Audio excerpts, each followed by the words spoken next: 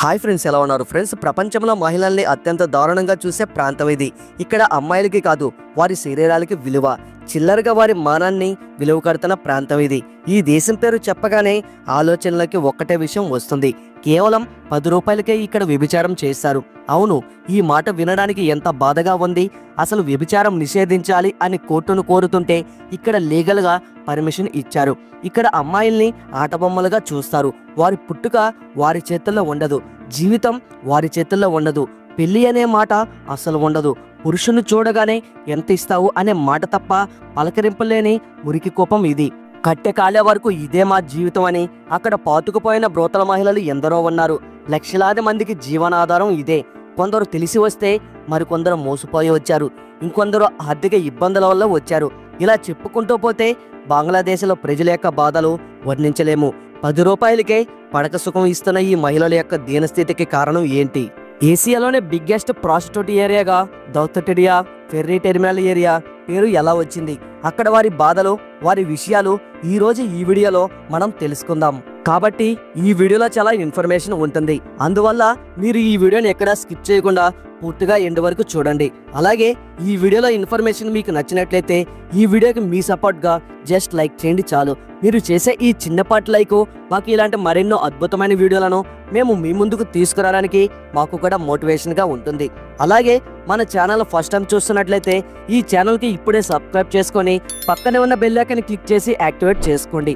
మేము ముందుగా ఏ video upload చేసినా మీ మొబైల్కి అయితే నోటిఫికేషన్ అనేది తప్పకుండా వస్తుంది. ఫ్రెండ్స్, ఇక దేశంలో అతిపెద్ద రెడ్ లైట్ ఏరియా టాన్ బజారు. ఇది బంగ్లాదేశ్లో రెండో అతిపెద్ద రెడ్ లైట్ ఏరియా. 1888 నుంచి ఇక్కడ పడక వృత్తి చేస్తున్నారు. ఇది నారాయణగంజ్ అనే జిల్లాలో ఉంది. దాదాపు ఇక్కడ 2000 ప్రత్యేక గదుల సముదాయంలో ఇలా వృత్తి చేస్తున్నారు. సుమారు లెక్కల ప్రకారం 4000 మంది ఉన్నారంటే ప్రభుత్వ లెక్కలు లేకుండా చూస్తే 10,000 మంది ఉంటారు. ఈ వృత్తిలో ఇక్కడ వీరు ఎందుకు ఇలా మారారు అంటే, ఇక్కడ బ్రిటిషర్స్ ఉన్న సమయంలో ఇక్కడ మహిళలు వారికి చాలా అందంగా కనిపించేవారు. వారు వాడే అనేక వస్తువులు ఇక్కడ మహిళలకు ఉచితంగా ఇచ్చి భర్తల ముందు వారితో వ్యభిచారం చేసేవారు. దీంతో ఆ భర్తలు కూడా బ్రిటిష్ సైనికులని ఏమీ అనేవారు కాదు. దీంతో వారు ఇలా వారి భార్యలని వారి గృహాలకు పంపేవారు. ఇలా చాలా మంది అందమైన యువతలు వారికి సుఖం అందించేవారు. ఎన్నో జీవితాలు ఇలా నాశనమయ్యాయి. ఎవరైనా ఎదురు తిరిగితే పోర్టులో వారి శవం కనిపించేది. దీంతో ఆ మహిళలకు ఆ డబ్బు, వస్తువులు వ్యామోహం పెంచి వారిని ఓ గ్రూప్ గా పెట్టి వ్యభిచారం చేయించేవారు. ఇలా వారి అవసరాల కోసం పెట్టింది. చివరకు అది అక్కడ ప్రాస్టిట్యూట్ హబ్ అయింది. ఇప్పటికీ 10,000 మంది వేశ్యలు అక్కడ ఉన్నారు. 1999లో స్థానిక అవామీ వేశ్య గృహం మూసివేయించారు. అయినా ఇప్పుడు కొందరు ఆ వృత్తిలోనే ఉంటున్నారు. ఇక దేశంలో మరో అతిపెద్ద రెడ్ లైట్ ఏరియాను చూస్తే కందసారా. ఇది కూడా మరో అతిపెద్ద రెడ్ లైట్ ఏరియా. బంగ్లాదేశ్లోని టంగాయ్ జిల్లాలో ఒక గ్రామం ఇది. సుమారు 200 సంవత్సరాల క్రితం నుంచి ఇక్కడ పడక వృత్తి చేస్తున్నారు. 1999లో టంగాయ్ వారు మూసివేయించారు, కానీ కొందరు ఆ వృత్తిలోనే ఉన్నారు. 2014లో మళ్ళీ వారిని వెళ్ళగొట్టారు కొందరు, కానీ కొందరు మాత్రం వెళ్ళిపోయినా మరికొందరు మాత్రం ఇక్కడే ఉంటున్నారు. ఇక్కడ చాలా వరకు పోలీసులు, ఎన్జిఓలు వస్తుంటారు అని హైగ్గా వారిని ఉంచుతారు. అనేక సీక్రెట్ హోమ్స్ లో వారిని దాచి ఈ వ్యభిచారం చేస్తున్నారు. ఇక తల్లిదండ్రులు, బ్రోకర్లు వీరిని ఇలా మార్చుతున్నారు. ఇక్కడ దారుణమైన విషయం, 11 నుంచి 15 ఏళ్ల అమ్మాయిలని 1000 రూపాయలకి అమ్మేస్తారు.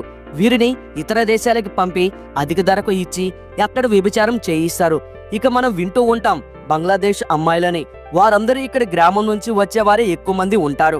వీరిని బ్రోకర్లు ఇతర దేశాలకు అమ్మేస్తారు. అయితే పెద్ద మొత్తంలో తల్లిదండ్రులకి నగదు ఇచ్చేలా వారిని తీసుకువెళ్తారు.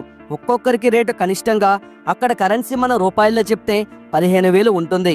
కొందరికి లక్షలు కూడా ఇస్తారు. వీరిని సముద్రాల ద్వారా వేరే ప్రాంతాలకు రవాణా చేస్తారు. రిపోర్ట్స్ ప్రకారం ప్రతిరోజు 80 మంది అమ్మాయిలని ఆ దేశం నుండి దాటిస్తారట. ఇక వ్యాపారుల పనుల కోసం అత్యధికంగా దౌత్యాదికి రోజుకి 50,000 నుంచి 80,000 మంది జనాభా వస్తూ ఉంటారు. వారిలో చాలా మంది వ్యభిచారుల దగ్గరికి వస్తారు. ఇక ఇటీవల చైల్డ్ ప్రాస్టిట్యూషన్ కూడా దారుణంగా పెరిగింది. హోటల్ రూమ్స్, పార్కులు, railway stations, bus stations and rented flats దగ్గర కూడా ఇలా వ్యభిచారం చేస్తున్నారు. ఇలా చైల్డ్ ఎవరైనా దొరికితే కేసులు నమోదు చేస్తారు. 18 ఏళ్లు దాటితే మాత్రం వీరికి ఎలాంటి ఇబ్బంది ఉండదు. ఇక ఇక్కడ మరో దారుణమైన విషయం, ఈ గృహాల్లో గర్భిణీలు అనేక ఇబ్బందులు పడతారు.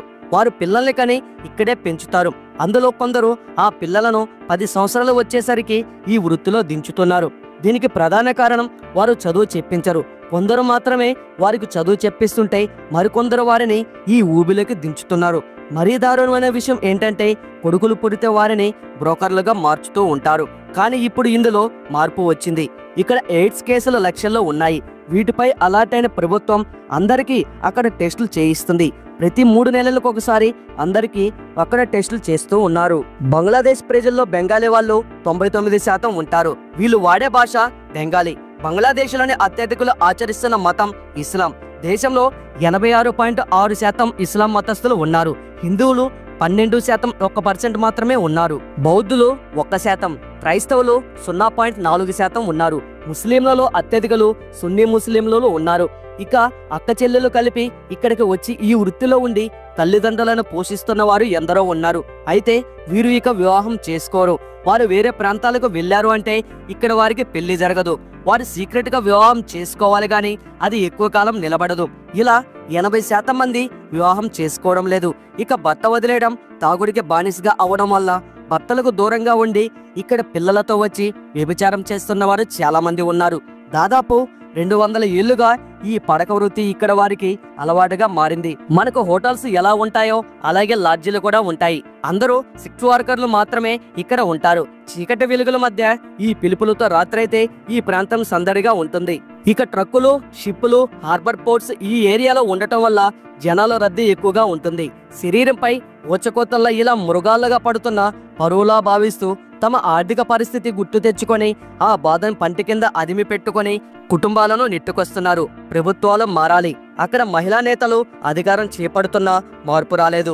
ఇలాంటి సంస్కృతికి చరమగీతం పాడాలని మనమందరం కోరుకుందాం. బంగ్లాదేశ్ అంటే ఇప్పుడు ఉన్న చెదలాంటి ఈ చెడ్డ గుర్తు చెరిగిపోవాలని మనమందరం కోరుకుందాం. ఇది ఫ్రెండ్స్ ఇవాల్టి వీడియో.